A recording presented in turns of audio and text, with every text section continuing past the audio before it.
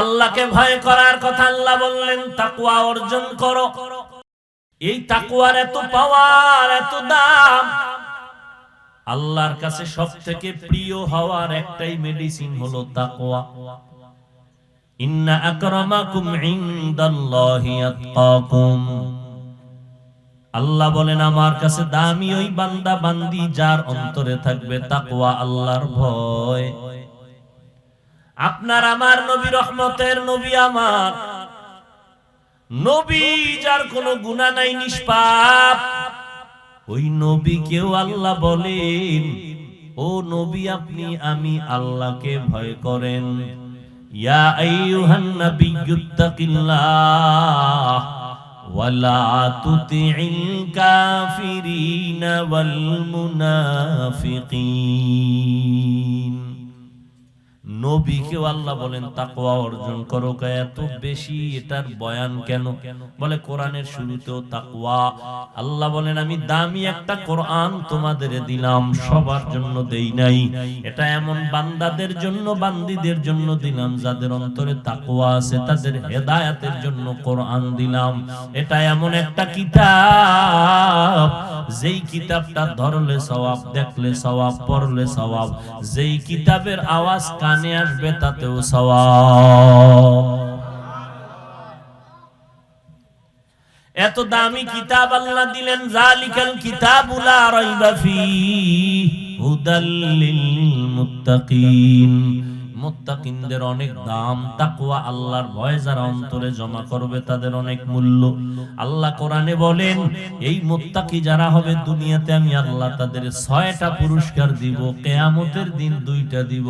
কিয়ামতের প্রথমটা দিব বিনা হিসাবে জান্নাত, কিয়ামতের দিন আরেকটা বড় পুরস্কার দিব, পর্দা ছাড়া ডাইরেক্ট আমি আল্লাহর সাথে হবে মোলাকাত।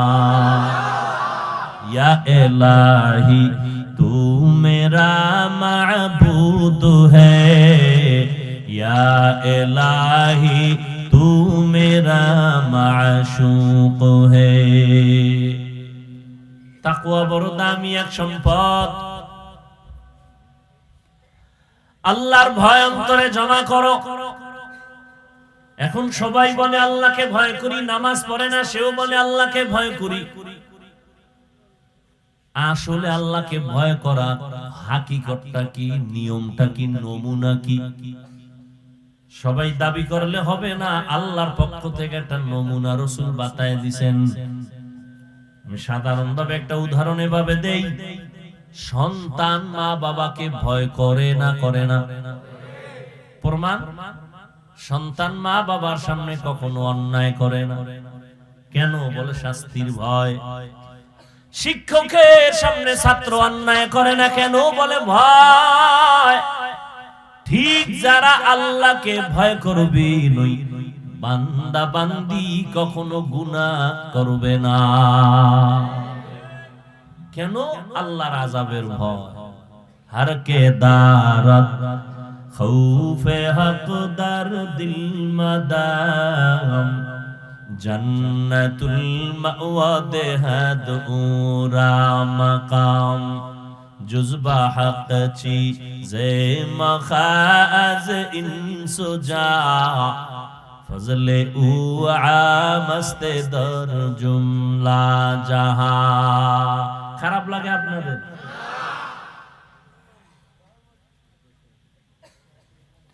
আল্লাহর ভয়।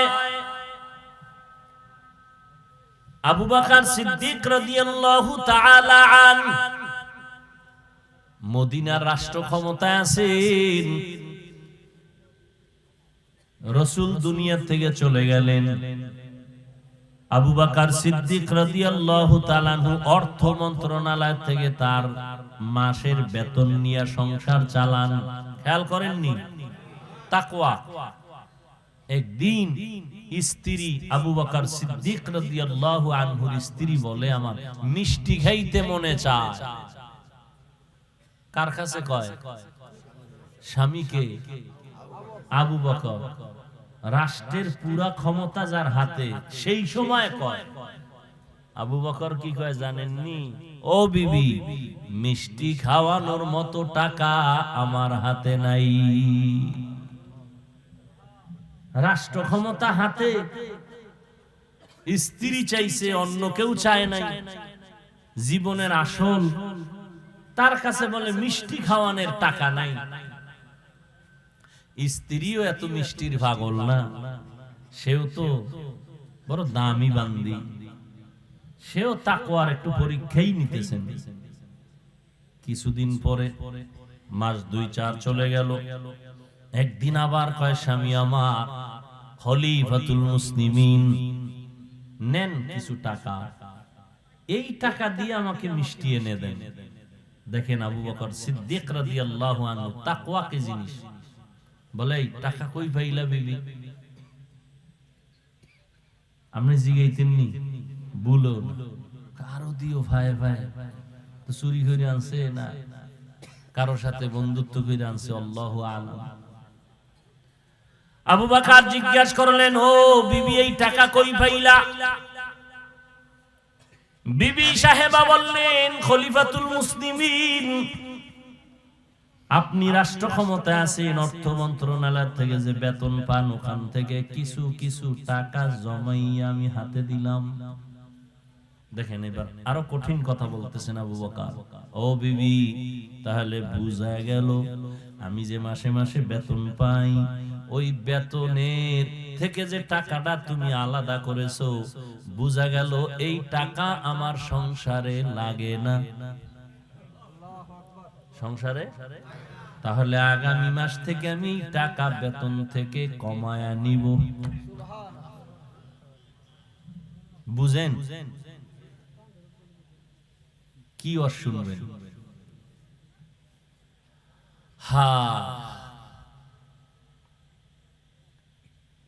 ছোট ভাই বিয়া করে ফেলছে, বড় ভাই করে না, এরকম নাই? বড় ভাই করে না, সেট মেট নাই। ছোট ভাই একদিন কা কিও তুমি কি মইরেই যাবা এরকম? বড় ভাই বিয়া করবা না? এই পর্দার আড়ালের আম্মা জানেরা ভালো করে শুনেন, আল্লাহর ভয় তাকওয়া কি জিনিস ভালো করে বুঝেন।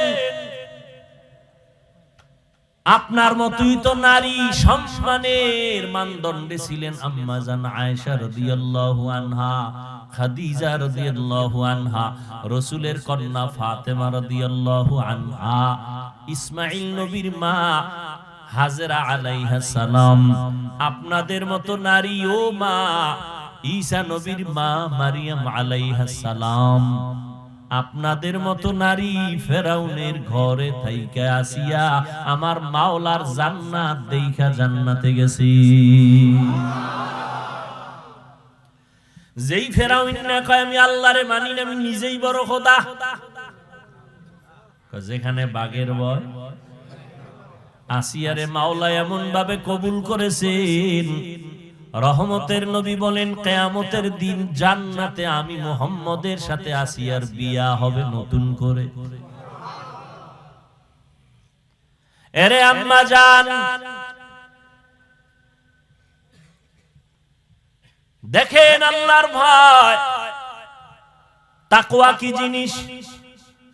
এই দুনিয়াতে ডাক্তার বলেন, ইঞ্জিনিয়ার বলেন, প্রফেসর বলেন, এসপি বলেন, ডিসি বলেন, ওসি বলেন, চেয়ারম্যান বলেন, মেম্বার বলেন, মাওলানা, মুফতি, মুহাদ্দিস বলেন, যত ভালো ভালো ভালো ভালো সন্তান আছে সব হলো ভালো মায়ের অবদান।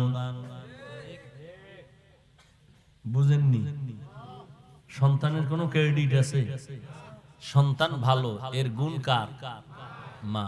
ওই একটু আগে বলছি না, বক্তা ভালো বয়ান করছে, বক্তার কোনো বাহাদুরি না, শ্রোতাদের কলব ছিল স্বচ্ছ ভালো, এজন্য বয়ান ভালো বের হইছে।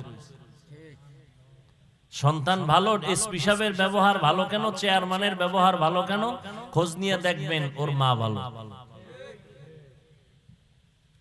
এরে আম্মা জানেরা,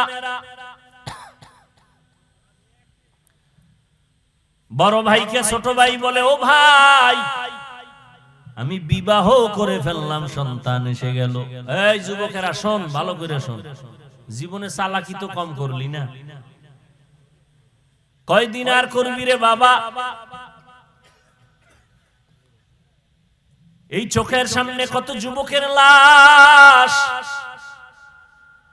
গাড়ির নিচে যুবকের লাশ, পানির নিচে যুবকের লাশ, ঘুমের বিছানায় যুবকের লাশ। ইদানিং কালে ভালো ভালো মানুষ মরে যায়, বেশিরভাগ যুবকেরা মরে যায়।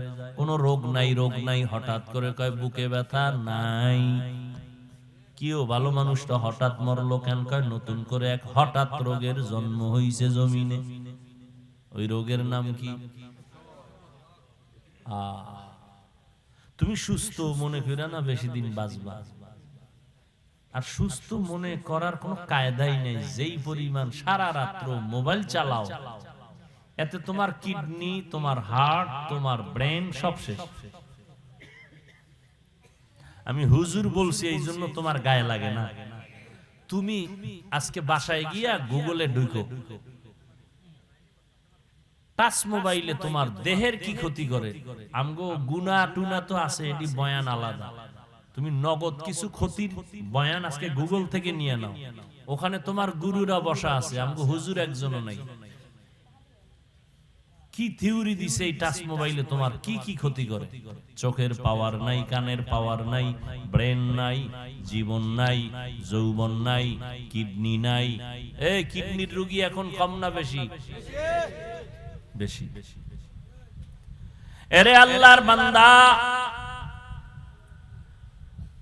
অথচ মানুষের জন্য আমার আল্লাহ দয়া করে শরীরকে সুস্থ রাখার জন্য একটা অমূল্য ঔষধ দিবেন ফ্রি, রাতের ঘুম। এটা ফ্রি শরীরের ঔষধ, রাতের ঘুম। আর এই ঘুমটাকে তুমি জবাই করছো গজবের মোবাইল দিয়া। তোমার বয়স মাত্র 25, চেহারা কার্টুন কার্টুন ভাব, তোমার চেহারার মধ্যে কোনো আলো নাই, উজ্জ্বলতা নাই, দেখলে মায়া লাগে না। কারণ কি? অথচ আল্লাহর কসম 40 বছর পর্যন্ত কমপক্ষে তোমার চেহারা নষ্ট হবে না, কোনো মেডিসিন লাগানো লাগবে না। কারণ আমার আল্লাহ পুরো বডির মধ্যে চেহারাটা কুদরতের ছাপ লাগায়া দিছে। এই জন্য দেখছো নি শীত শীত হাত মোজা, পাও মোজা, শুধু চেহারাটা ছাড়া বাকি সব ইনটেক করে ফেলছে, প্যাকেট করছে না। যত রৌদ্র, যত ধুলা, যত বালু সব চেহারায়। বোঝ বোঝ, ভালো করে বোঝ। আমরা তো বুদ্ধিমান না, বোকা। বোকাদের কথা একটু শোন, দেখ দেমাগে ধরেনি। যুবকদেরকে বলছি, সব ধুলা বালু চেহারায় লাগলো। এবার গোসলখানায় গেলা, শরীরে ধুলা লাগে নাই, রৌদ্র লাগে নাই, বালু লাগে নাই, পোশাক দিয়ে আটকাইছো, শীত চেহারায় লাগছে সব।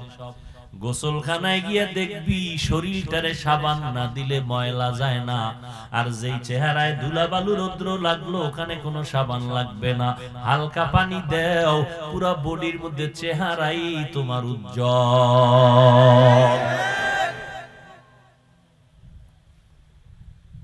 এই চেহারাটারে নষ্ট করে ফেললে মাত্র 25 থেকে 27, 30 বছরের মধ্যে। অথচ 40-এর আগে চেহারা নষ্ট হবে না, একমাত্র কারণ এই গজবের মোবাইলে সারা রাত কবিরা গুনাহ করছো। রাতের ঘুম ছিল শরীরের ঔষধ, এই ঔষধ ব্যবহার করো নাই। হাসলেও লাভ নাই, কপাল পুরলে মরণের আগে কপাল জোড়া লাগবে না।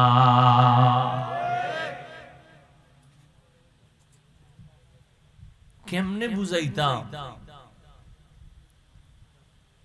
লজ্জা শরম কমে গেছে তো, এই জন্য আর ধরে না কথা। 25 বছরের ছেলে, তুই ক্লাস 7-এ পড়ো, বাসায় যাইয়া প্যান্ট শার্ট খুলে রাখছে, তোর মা চাকরানি ধুইয়া দিবে না? উচিত ছিল তোর কাপড় তুই ধুবি, তোর মায়েরটাও তুই ধুইয়া দিবি। নিজের মশারিটা নিজে টানাবি, মায়ের মশারিটাও টানায় দিবি। কি শিখেছো? মা বাবার বরদোয়াই পেয়েছো, আর কিছুই না। তোর কপাল বড় খারাপ। বরদোয়া করেছে, তুই খারাপ ব্যবহার করেছো মায়ের সাথে। মা বলছে মোবাইলটা বন্ধ কর, শোনা মাত্র মায়ের গালি দিছো। ওই মা কিছু কয় নাই, গোপনে চোখের পানি ছেড়ে কান্না করেছে। এই কারণে আজকে তুই হাজারো বয়ান শুনছো, মোনাজাতে চোখে পানি নাই। মা বাবার অভিশাপ লাগছে তোর কপালে, শিক্ষকের সাথে বেয়াদবি করছো, অভিশাপ লাগছে তোর কপালে। মরার আগে লেখা রাখ, তওবা যদি না করো তাও তওবা কিন্তু আল্লাহর কাছে করলে হবে না। খুব খবরদার, সাবধান। এই কথা জানো, মনে নেই, আবার স্মরণ করায় দিই। বান্দার হক বান্দা মাফ না করলে আল্লাহ করবেন না, এটা আল্লাহর ওয়াদা। মায়ের সাথে বেয়াদবি করলে মা আগে মাফ করলে আল্লাহ করবে না, আল্লাহ করবে না।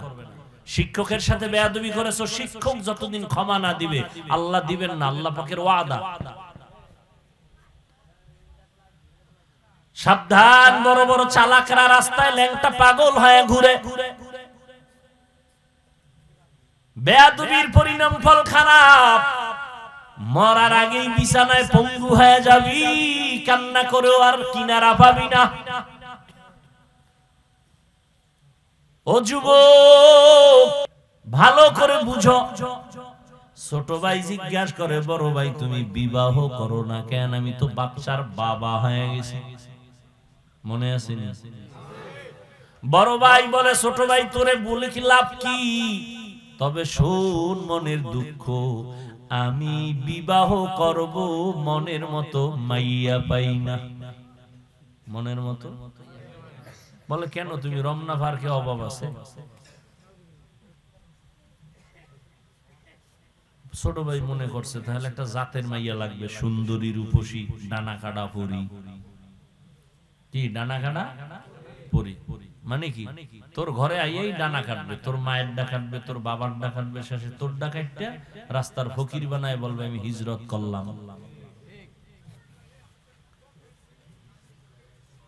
ছোট ভাই খোঁজ খবর নিয়ে খেয়াল করেন, মোনাজাত দিয়ে দেব।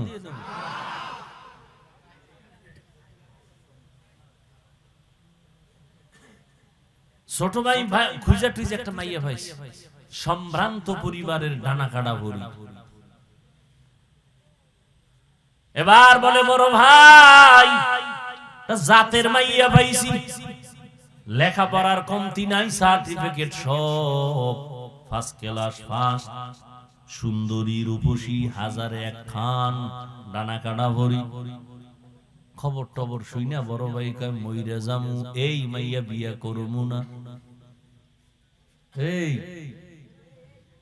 খুব খেয়াল করো বাবা, খুব একটা কঠিন ঘটনা আমি টানতেছি। ঘটনাটার সত্যতা আজকে বাসায় গিয়া মোবাইল থেকে যাচাই করবা, গুগলে নামটা বলবো একেবারে শেষে। এবার বড় ভাই বললেই মাইয়া আমি বিবাহ করব না। ছোট ভাই বলে, তাহলে তুমি কি চাও? তোমার কপালে বিয়া নাই? শোন, আমার নিয়ত যদি খাঁটি হয় আমার আল্লাহ পূরণ করবে। এবার তোমার কি নিয়ত? আমি এমন একটা মাইয়া চাই যেই মেয়ে আমার ডান হাতটা ধইরা আমাকে জান্নাতে ঢুকায় দিবে। তুমি কোন মাইয়া চাও? চাওয়ার আগেই হয়ে গেছে সব অনলাইন। কি অনলাইনে এখন বাজার পাওয়া যায়, চাউল পাওয়া যায়, পোশাক পাওয়া যায়, তার বাদ রাখবি কি? ওটাও পাইছো বোনাস। তবে রেডি থাক, কপালে বিয়া তো নাই। 99% তোর কপালে বিয়া নেই, 1% থাকতে পারে, তবে বউ পাবি না, পাবি জল্লাদ। এক জল্লাদ জুতা দিয়া তোরে বাইরে এরপরে টের পাওয়া দিবে চার মাইয়ার ইজ্জত নষ্টের জাল কেমন। চার মাইয়ার ইজ্জত খাইছো না, এক মাইয়া হিসাব মজা বুঝাই দিবে। কত ধানে কত চাল টের পাবে। লিখে রাখ। দলিল চাও? দলিল আছে কোরআনের আয়াত। সময় নাই আমার ওদিকে ঢোকার, আমি ঘটনাটা শুনে দিতেছি। পর্দার আড়ালের আম্মা জানেরা ভালো করে শুনেন, ও বোনেরা শুনেন, আপনার মতো কত মা এখনো এলাকায় আছে, 5 বেলার নামাজ পড়ে, স্বামীর মাল হেফাজত করে, সন্তানগুলোকে মানুষ বানাবার মেহনত করে, নাই? ও আম্মা জানেরা একটু নিজে নিজে ভাবেন, আপনি কেন পারবেন না? ও পর্দার আড়াল বোনেরা, আপনার মতো কত বোন লেখাপড়া করে, মোবাইলে সময় নষ্ট করে না, চরিত্র নষ্ট করে না, কোন যুবকের উপরে চরিত্রের হামলা করে না, নামাজ পড়ে, পর্দা করে, এরকম মহিলা নাই? বোনেরা নাই? ও বোনেরা, আপনি কেন পারবেন না? ও যুবক, জীবনে মাদ্রাসায় পড়ে নাই, স্কুলে পড়ে, কলেজে পড়ে, চাকরি করে, ব্যবসা করে, RAB, army, police, BDR, doctor, professor, engineer, OC, DC SP, মাদ্রাসায় জীবনেও যায় নাই, জেনারেল লাইনে থাকিয়া আজও 5 ওয়াক্ত নামাজ পড়ে আছে।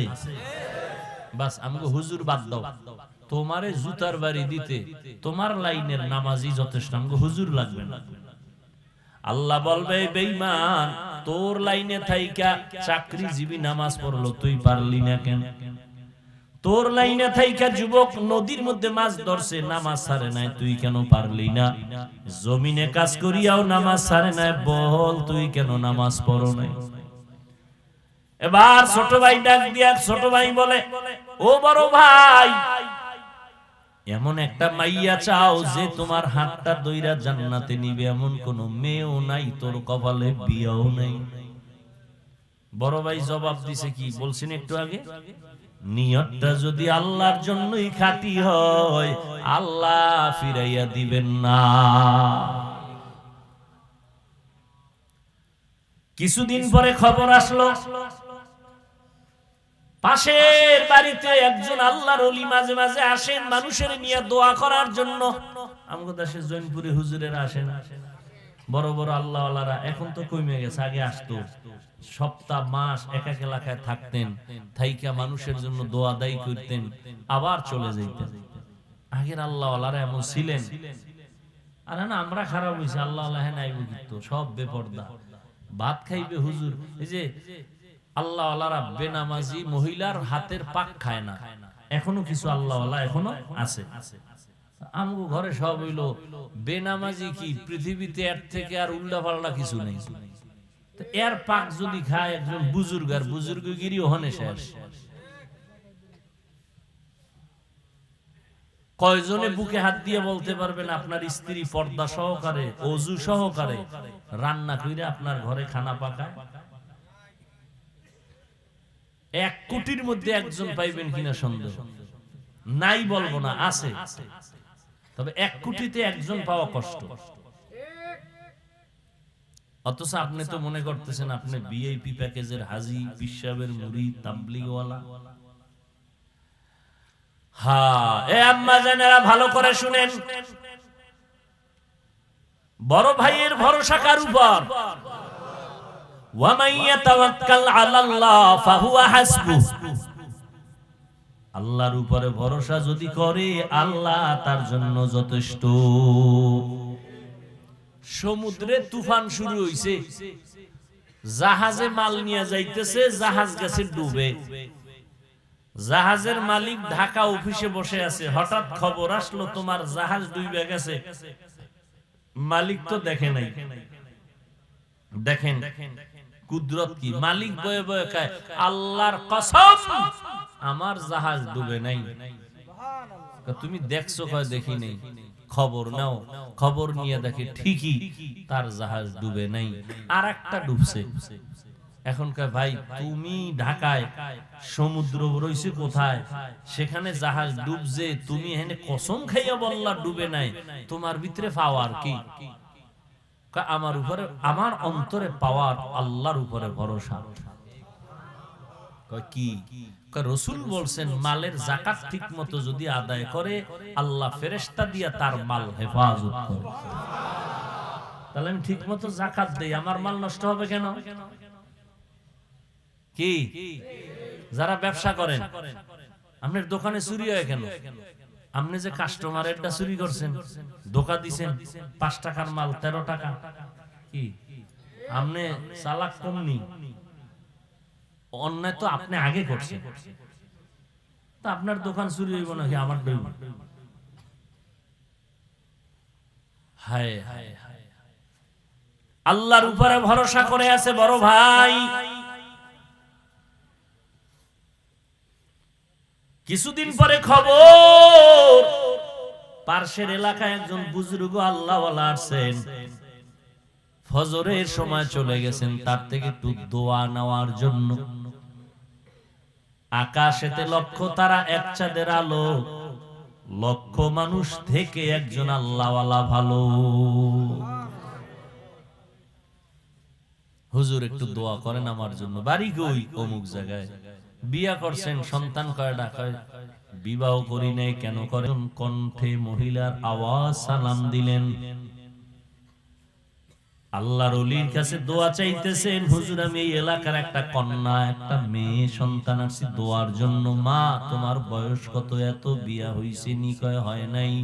বয়স তো বেশি বেশি লাগে, এখনো কেন বিবাহ বসো না?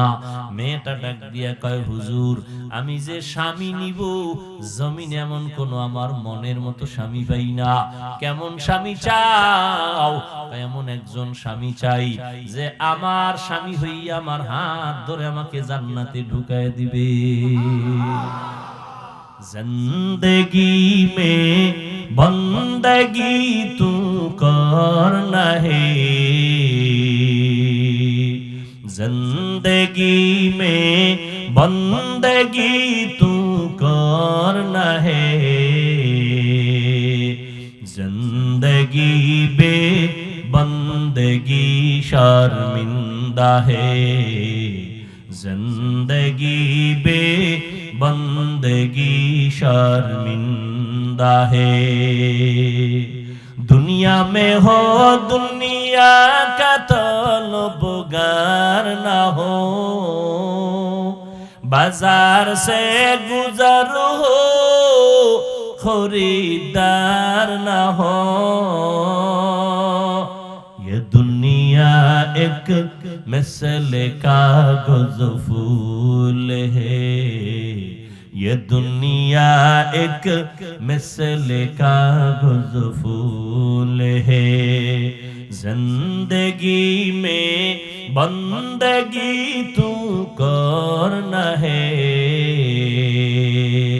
जिंदगी में बंदगी तू करना है,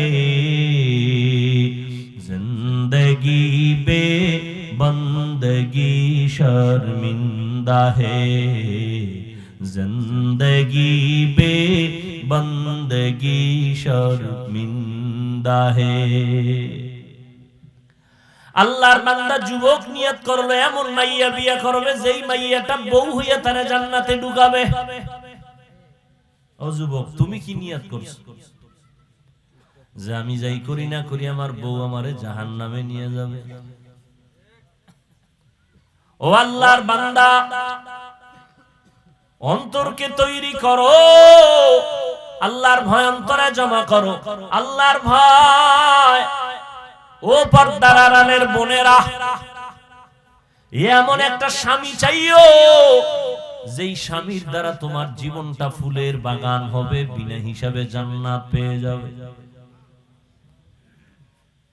ও পর্দার আড়ালের বোনেরা,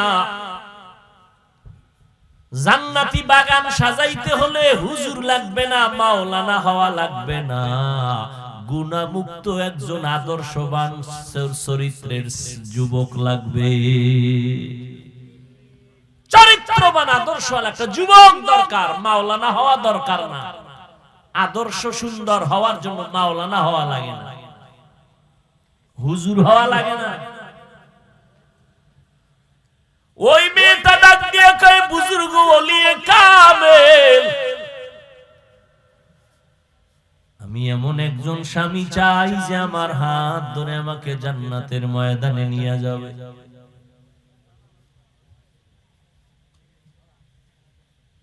এখন হুজুরের পাশে ওই আল্লাহর বান্দা বসা না, হুজুর বলে ও আল্লাহর বান্দা তুমি পাও না তো এই মেয়েটারে বিয়া করো বানি। হুজুর বললেন, ও মা, তুমি বিবাহ বসবা নিয়ে এই বান্দার কাছে। আমি গরিব। বলে গরিব লাগবে না, আসল আদর্শ দরকার। হুজুর মধ্যস্থা হইয়া বিবাহের বন্ধন করে দিলেন।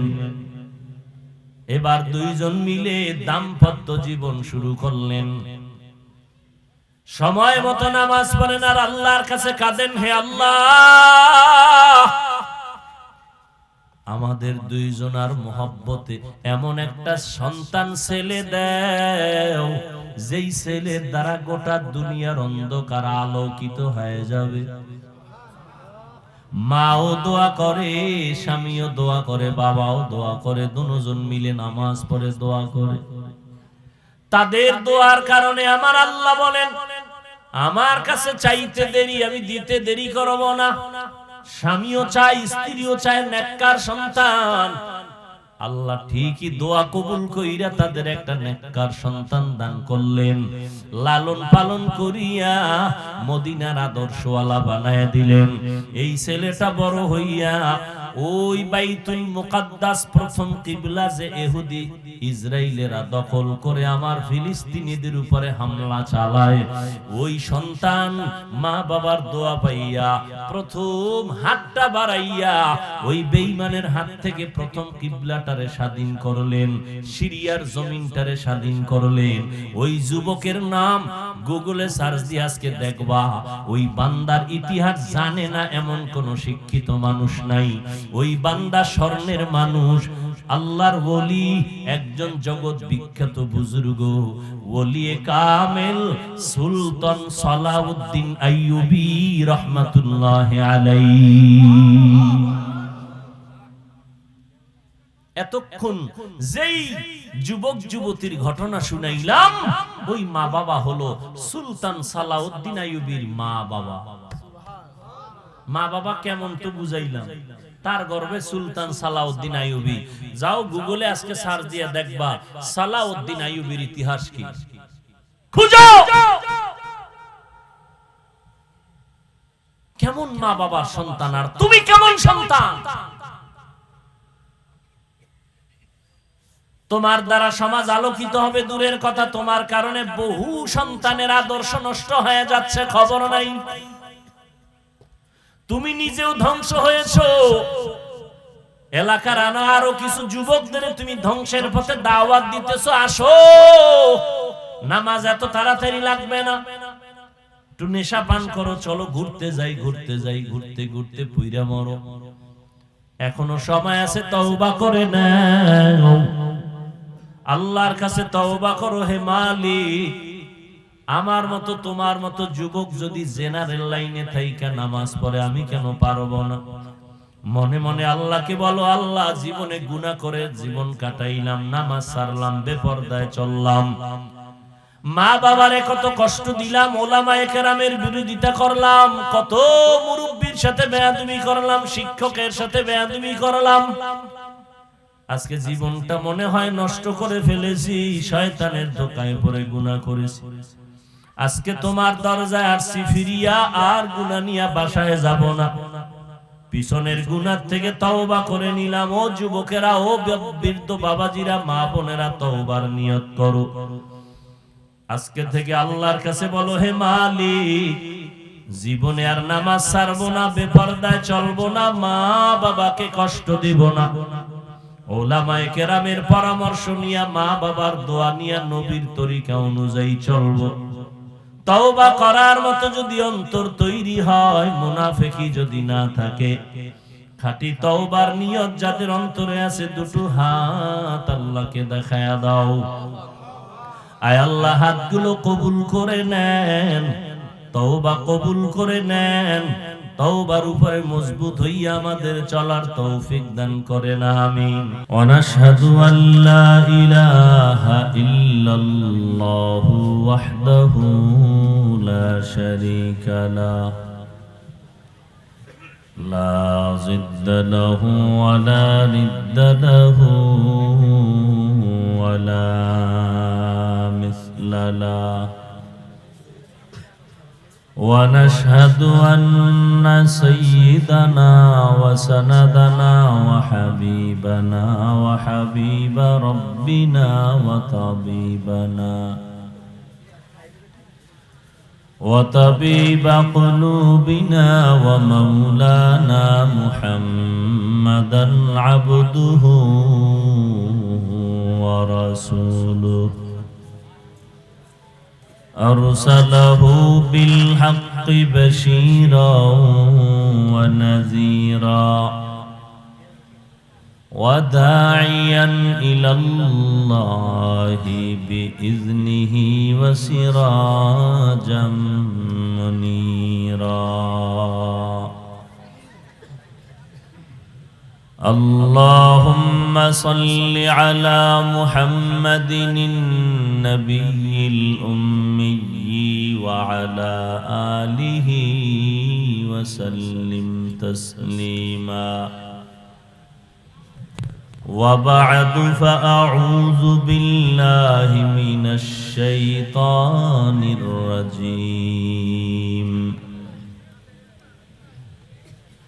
بسم الله الرحمن الرحيم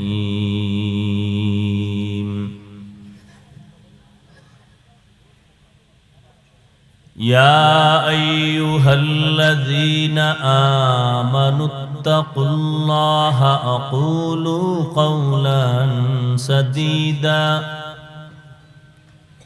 يصلح لكم أعمالكم ويغفر لكم ذنوبكم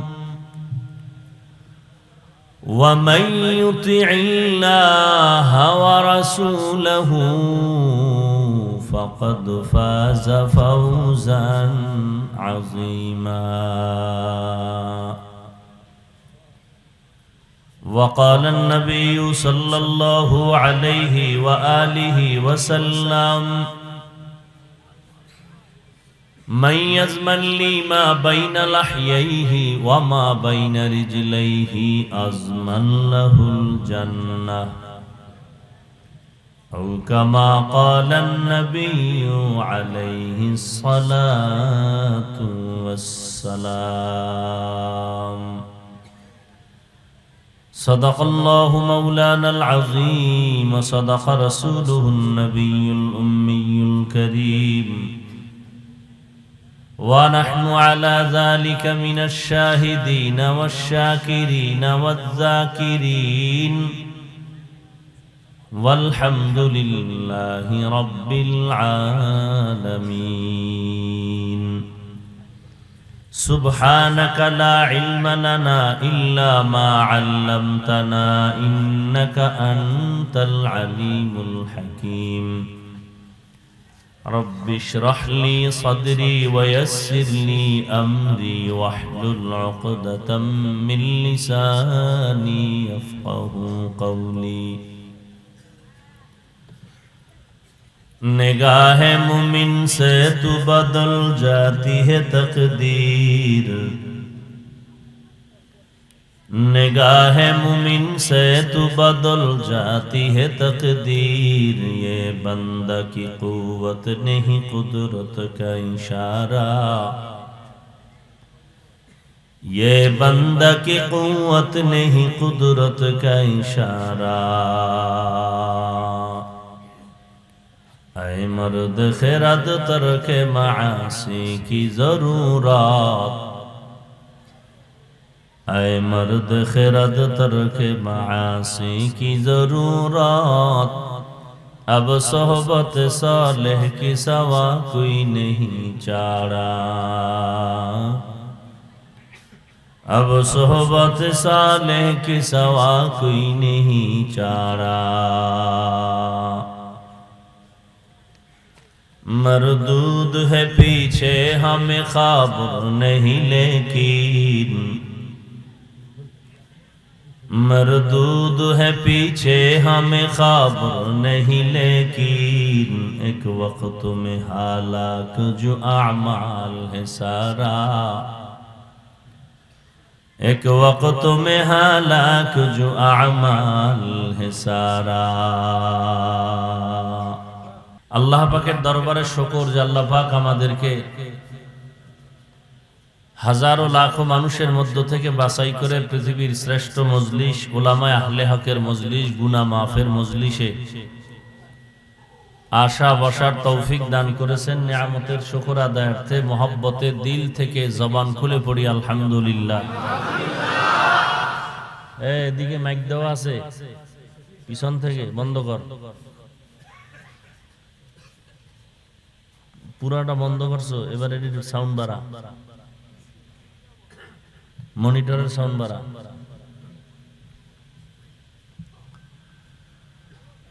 সর্বোপরি শুকর। সাউন্ড স্পষ্ট হয় না কেন? গুম গুম করে কেন? যাদের অক্লান্ত পরিশ্রমের মাধ্যমে আজ সুন্দর আয়োজন, সময় পরামর্শ অর্থ দিয়ে দোয়া করে উপস্থিত হয়ে মাইক লাইট প্যান্ডেলের ব্যবস্থাপনার মাধ্যমে সহযোগিতা যারা করেছেন, এলাকার যুবক বৃদ্ধ ব্যবসায়ী শ্রমিক চাকুরিজীবী বিভিন্ন শ্রেণী পেশার মানুষ জনপ্রতিনিধি প্রশাসন উলামায়ে হযরত আইম্মায়ে মাসাজিদ প্রত্যেককেই আল্লাহ পাকে খেদমতের বরকতে দুনিয়াতে শান্তি পরকালে চিরমুক্তির ব্যবস্থা করে দিন। দীর্ঘ সময় আপনারা হযরত উলামায়ে কেরামদের পবিত্র জবানে কোরআন সুন্নাহ ভিত্তিক দিক নির্দেশনামূলক আলোচনা শুনতেছিলেন। এগুলো ডিস্টার্ব কেন বলো তো? কি সমস্যা? কি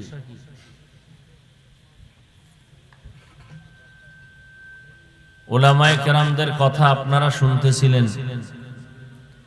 আল্লাহ পাক উলামায়ে কেরামদের কথাগুলোকে আমাদের সবাইকে আমল করার তৌফিক দান করেন। উলামায়ে কেরামের ইজ্জতকে আল্লাহ বেশি বেশি বাড়ায় দেন। আমি আপনাদের দোয়া নেওয়ার জন্য হাজির হয়েছি এবং সংক্ষিপ্ত আলোচনার জন্য কোরআনে হাকিমের সূরা আহজাবের 2 টুকরো আয়াতে কারিমা তিলাওয়াত করেছি। নবীজির অসংখ্য হাদিস থেকে একটি হাদিসের অংশ পড়েছি। আয়াত ও হাদিসের আলোকে ইখলাস ও রুহানিয়াতের সমন্বয়ে কিছু কথা বলার মতো, শুনবার মতো, সহি তরিকায় সহি নিয়তে সহি কিছু কথা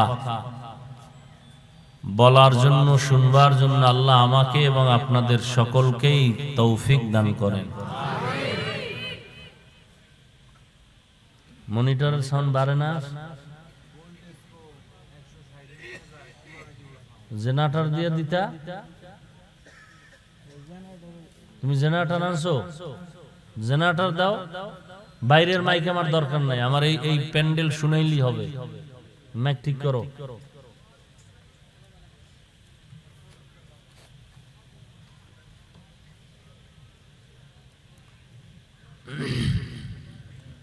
ইয়া আইয়ুহাল্লাযীনা আমানুত্তাকুল্লাহ, আল্লাহ বলেন হে মুমিন তোমরা তাকওয়া অর্জন করো তথা আমাকে বা আল্লাহকে ভয় করো। আকুলু কওলান সাদীদা, এবং জবান থেকে যা বলো সঠিক সত্য শালীন ভাষায় বলো। লাভ ইউসলিহ লাকুম আ'মালাকুম ওয়া ইয়াগফির লাকুম যুনুবাকুম, আল্লাহ তোমার জীবনের সমস্ত ত্রুটি যুক্ত আমল কবুল করে নেবেন এবং জীবনের কৃত সমস্ত গুনাহ মাফ করে দিবেন। আমাইয়ুতিল্লাহ ওয়া রাসূলাহু, যে বা যাহারা আল্লাহ এবং তার রাসূলের ইতাআত করবে, আনুগত্য করবে, অনুসরণ অনুকরণ করবে, ফাকাদ ফাজা ফাওজান আযীমা, অতঃপর তাদের বিজয় হবে চূড়ান্ত বিজয়। নবীজি বলেন মাইয়াজমান লি মা বাইনা লাহইয়াইহি ওয়া মা বাইনা রিজলাইহি আজমান লাহুল জান্নাহ। ও উম্মতেরা, দুইটা জিনিস তোমরা যদি হেফাজত করার জিম্মা নাও, আমি মুহাম্মদ তোমাদেরকে জান্নাতে নেওয়ার জিম্মা নিব। এক নাম্বার, দুই ঠোঁটের মাঝে জবানের হেফাজত করো। দ্বিতীয়, লজ্জাস্থানের হেফাজত করো। নবী চ্যালেঞ্জ দিয়া বলেন, এই দুই জিনিস যদি হেফাজত করতে পারো, আমি রসুল ওয়াদা করলাম তোমাকে জান্নাতে আমার নেওয়ার জিম্মা নিয়ে নিলাম। আয়াত এবং হাদিসের আলোকে আলোচনার বিষয়বস্তু দুইটা। হাদিসে বলা হয়েছে দুই জিনিস হেফাজত করো, এর মধ্যে একটা জবান।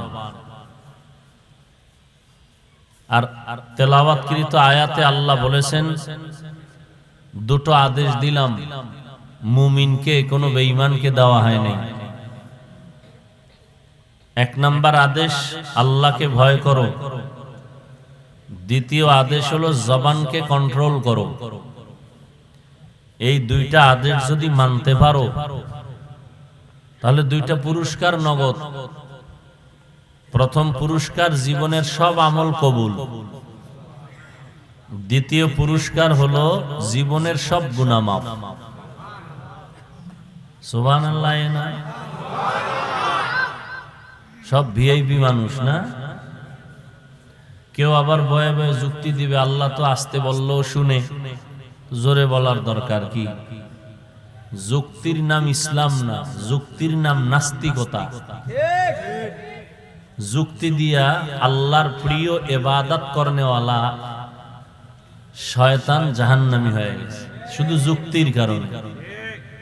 যুক্তি দেওয়ার কারণে মুসলমানের ঘরের এক নারী এমবিবিএস ডাক্তার তাসনিমা নাসরিন নাস্তিক হয়েছে শুধু যুক্তি। যুক্তির নাম ইসলাম না, বুঝে আসুক আর না আসুক, মেনে নেওয়ার নাম ইসলাম। মেনে নেওয়ার নাম ইসলাম। শুনেন, জবান দেখছেন, জবানের উপরে আলোচনা। আমি কিন্তু বাসার থেকে নিয়ত করে আসি নাই যে আজকে এই আলোচনা করব। আমি আউযুবিল্লাহ পরে বিসমিল্লাহ শুরু করে চিন্তা করতেছি আয়াত কোনটা নিব। জেহেনে দ্রুত এই আয়াত চলে আসলো। আমার ধারণা আল্লাহর উপরে ভরসা করে বয়ান করি তো হতে পারে এই আয়াতের কিছু কথা এই মাঠে দরকার। আল্লাহ বেহতর জানেন, আমি তো জানি না। আর একটা কথা মনে থাকলে থাকলো, না হয় লিখে রাখবেন। আপনারা তো অনেক দামি মানুষ, শিক্ষিত মানুষ। আমরা টুপিওয়ালারা বোকা।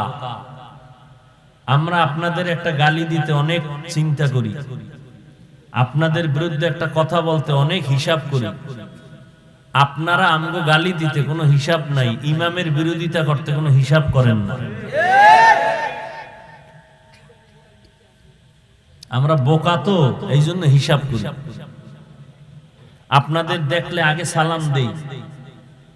যদি চিন্তা করতাম আপনি আরবি জানেন না, কোরআন পড়তে পারেন না, দাড়ি নাই, টুপি নাই, সুদখোর, আপনি সালাম আপনি আমারে দিবেন না দিলে নাই। আমাদের অন্তরে এটা নাই। দেখা হইছে আগে সালাম দিয়ে দিছি। আর আপনি বয়ে থাকেন হুজুর আমারে সালাম দিবে, ইমাম সাহেব আমারে সালাম দিবে। আহা, আমাদের বরিশালের ভাষায় বলে কারো জ্যৈষ্ঠ মাস, কারো সর্বনাশ। এই জাহিদ না গেছিল মাদ্রাসায়, ও কই?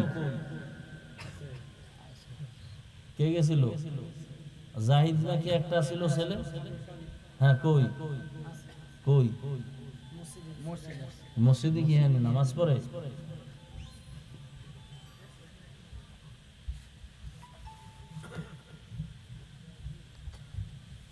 হ্যাঁ, বড় কঠিন জিনিস। আমার নবীজির থেকে দামি কেউ আছে? সাউন্ডটা পারলো ঠিক করতে?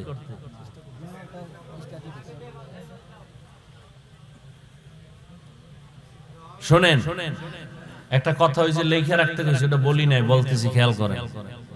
বয়ান ভালো হওয়া না হওয়া এক নাম্বার আল্লাহর তরফ থেকে। কার রহমতে? কিন্তু বাহ্যিক দৃষ্টিতে বক্তার বয়ান ভালো খারাপ হওয়া সম্পূর্ণ নির্ভর করে বক্তার এলেম, আমল আর ক্রেডিট না, বাহাদুরি না, শ্রোতাদের কলবের মোহাব্বত আর আকর্ষণের উপরে বয়ান হয়। এই কথাটা লিখে রাখেন মরণ পর্যন্ত। আমি মরে গেল কিন্তু কথাটা সত্য, আর আমার বানানো কথা না। এ বিষয়ে আমার আলাদা বয়ান আছে। বক্তা বড় আলেম, বয়ান বড় হবে কোনোদিনও না। বড় বড় আলেম আছে, আমার 14 গোষ্ঠীরে পড়াইতে পারবে, মাইকের সামনে কথা বলতে পারে না। আছে না নাই? বয়ান বক্তার বাহাদুরি এলেমের আমলের বাহাদুরিতে হয় না, শ্রোতাদের কলবের মোহাব্বত আর আকর্ষণে হয়।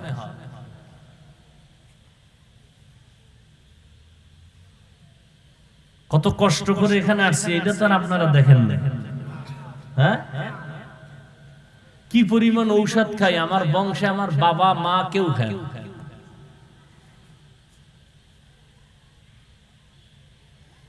কত কষ্ট করে আপনাদের সামনে হাজিরা দিতে হয়, এই চিন্তাও আপনাদের নাই।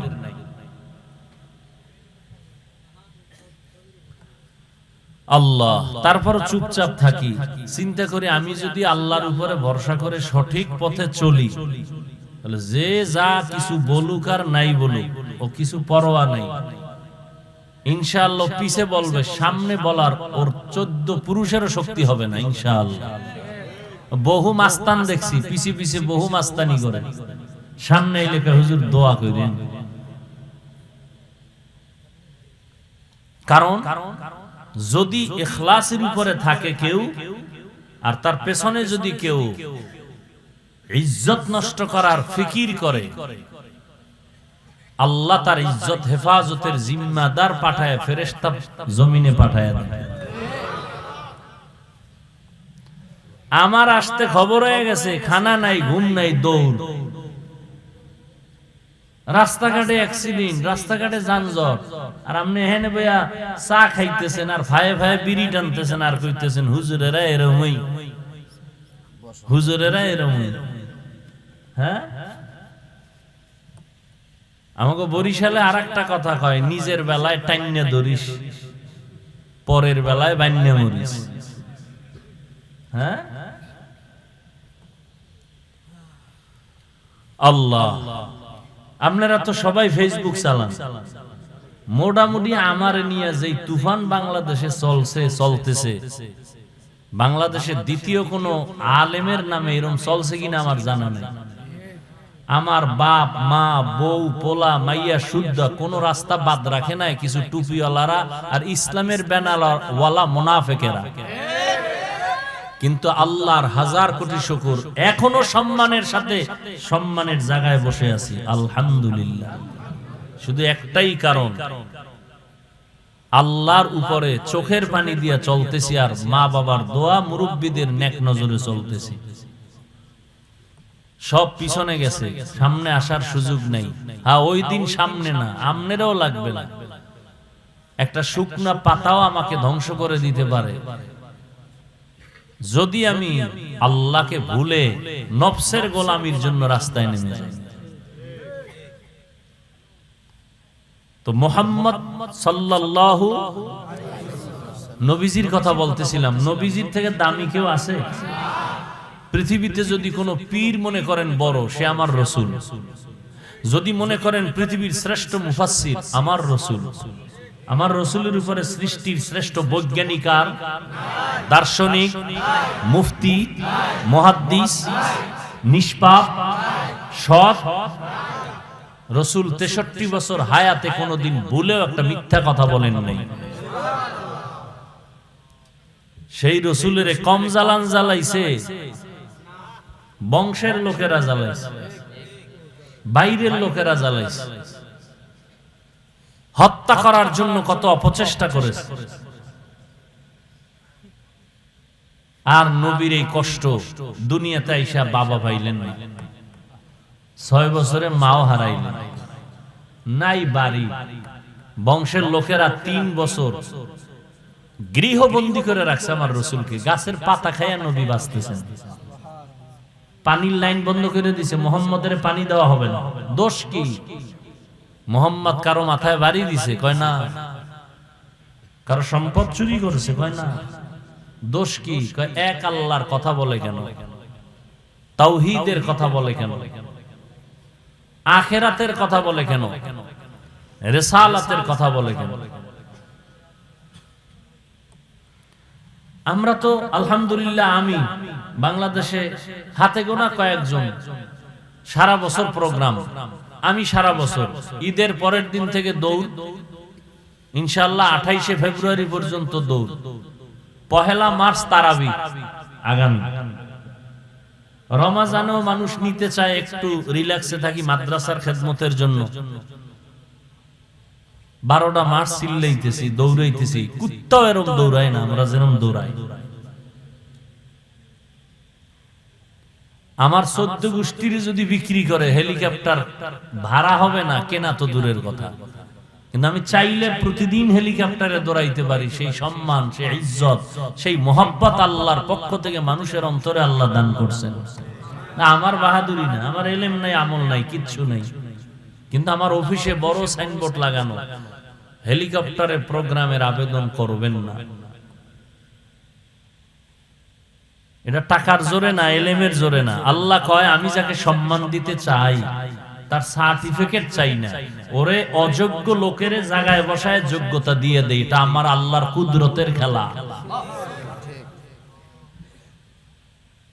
10 জন সাহাবা জান্নাতের টিকিট পাইছে, এটা তো জানেন। এই 10 জনের মধ্যে কিন্তু বেলালের নাম নাই। রাসূলুল্লাহ সাল্লাল্লাহু আলাইহি ওয়াসাল্লামের মুয়াজ্জিন বেলাল, তার নাম নাই। কিন্তু নবীজি আরশে আজিমে গেছেন, জান্নাত দেখছেন, মেরাজে বেলালের আওয়াজ পাইছেন, হাঁটতেছে পেছনে। দেখেন, সে কিন্তু জান্নাতি 10 জনের কেউ না। নবী আয়া কয়, বেলাল তোমার এত দাম? ইয়া রাসূলুল্লাহ, মানি। আমি তো জান্নাতে হাঁটার আওয়াজ পাই না। তুমি এমন কি আমল করো? না তো কোনো আমল করি না। হাদিসের কিতাব যদি খুলেন, বুখারী, মুসলিম, তিরমিজি, আবু দাউদ, যত হাদিস আছে বেশিরভাগ দেখবেন হাদিস আবু হুরায়রা বর্ণনা করছেন, আবু হুরায়রা বর্ণনা করছেন, আবু হুরায়রা বর্ণনা করছেন, আন আবি হুরায়রা রাদিয়াল্লাহু আনহু। অথচ আবু হুরায়রা 10 জন জান্নাতি সাহাবাদের কেউ না, অথচ তার থেকে হাদিস বর্ণনা বেশি। আল্লাহ বুঝাইতে চায়, আমি আল্লাহ যাকে সিলেক্ট করি সেটা আমার সিলেকশন, কারো ইলেকশন নয়। আমার রাসূলকে আল্লাহ পাঠাইছেন। মক্কার মানুষ কয় মুহাম্মদ কারো দ্বারে পড়ালেখা করে নাই, এ নবী।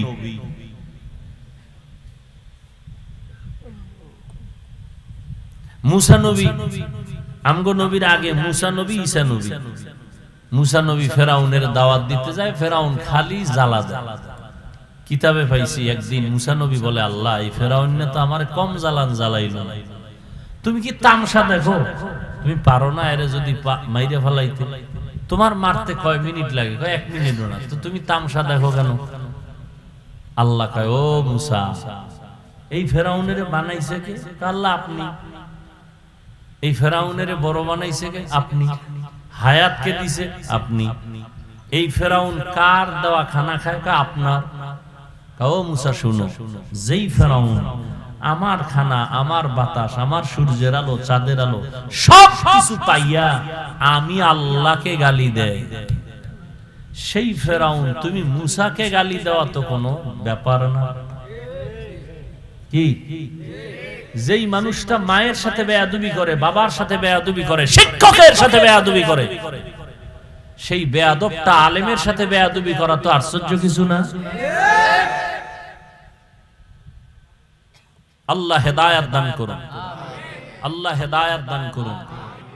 আলহামদুলিল্লাহি রাব্বিল আলামিন, والصلاة والسلام على سيد الأنبياء والمرسلين وعلى آله وأصحابه أجمعين يا أرحم الراحمين يا أرحم الراحمين يا أرحم الراحمين رب ارحمهما كما ربياني صغيرا اللهم إنك عفو كريم تحب العفو فاعف عنا